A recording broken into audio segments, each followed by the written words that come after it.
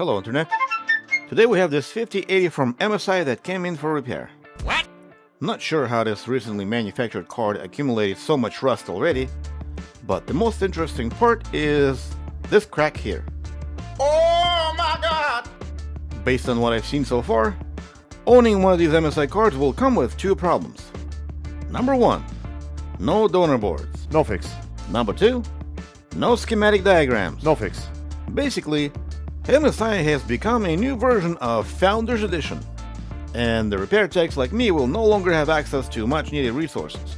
All hail Gigabyte, I suppose. Customer also sent this fake PTM 7590 that by comparison performs just as good as this GD2, but we're gonna apply it anyway because that's what he wants. Either way, let's take this thing apart and see what's inside. Once taken apart, I see nothing shorted, which is always a good sign, but once powered, all we have is 5 volt, and the card is basically not powered all the way. After we get 5 volt, we should get 1.8. That's going to be this chip here. Following this diagram, we can start checking for the essentials, such as the enable signal, which happens to have no reading. Voltage in reads 12 volt, and the VCC reads 5 volt. Basically, we have voltage coming in, voltage that powers the chip, but the enable that would allow voltage to go further is missing. The enable most likely comes from a signal called VMon Power Good, which is indirectly formed by the Power Monitoring System, or PMS for short. What? Needless to say, this MSI is having a post-menstrual mood swing, which cannot be fixed with ice cream or roses and a box of chocolate with the promises that you cannot keep. We can try to go on a long journey looking for the origin of the signal and see where it's lost, so we can run some wires from A to B. But that's going to take a lot of work, especially with no access to MSI resources. Or we can take a shortcut and just go straight to the source of the problem. The crack.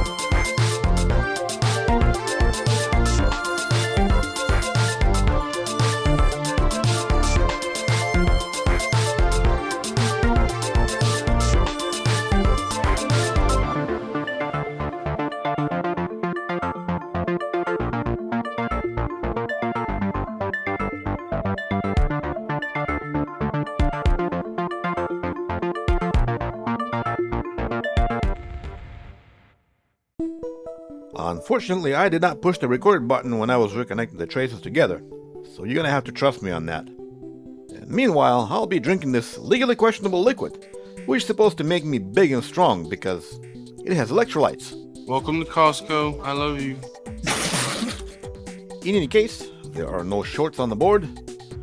Thermal signature of the board suggests that the power is fully restored, and once booted, it posted. We have picture!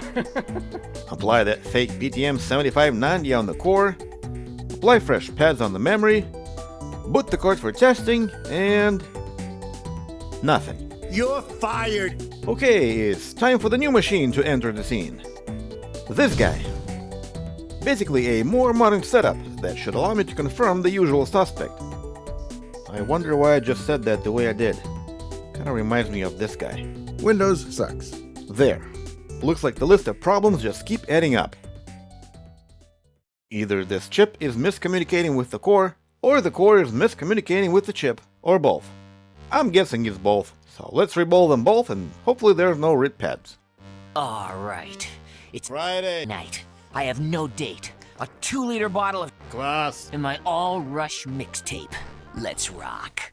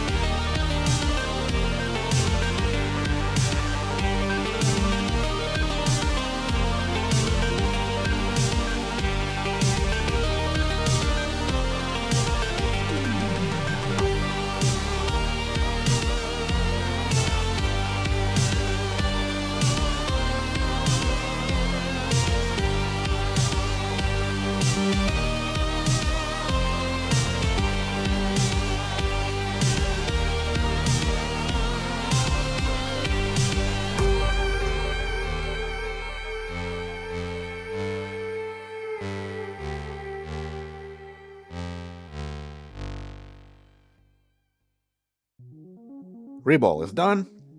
Board power's okay, so let's boot the code and see what it does. There. It posted. Reapply this dreaded fake Chinese PTM junk again, run some tests, and there we have it. The repair was a success.